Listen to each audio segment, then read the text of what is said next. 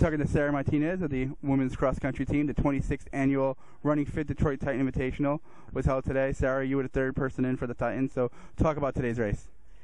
Actually, I was second, but it was a good race. Like, I don't know, we didn't do that well as a team because I think Bucknell came, but I don't know, we tried. It was a lot better than last year. It was muddy last year. I didn't even finish, so I was excited with my time. It was a college PR, so. Talk about today's race. I mean, last week you're running, it's 90-degree weather. You know, the forecast for this week might have called for a little rain here. It did rain. The course was probably a little bit softer than it normally would be. But once again, talk about training and your mindset going in here where you don't know if it's going to be a real muddy course, if it's going to be dry out.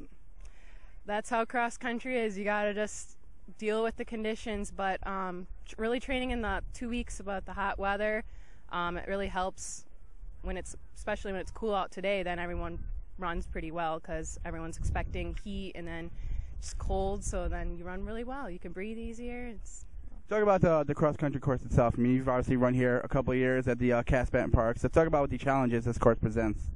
Well, hills. There's tons of hills, and really in Detroit where we train, there's no hills. So really this 2 weeks we try to go out and travel and run on hills to prepare for this course, and that's pretty much.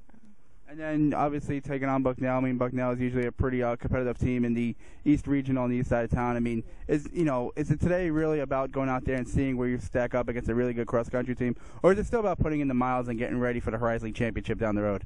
It's still about putting in the miles. Like, Coach really didn't tell us to go out that fast today, and he was like, just train through this race. We're really going to hit National Catholics next week because it's flatter, and there's a lot of good competition there, too, so.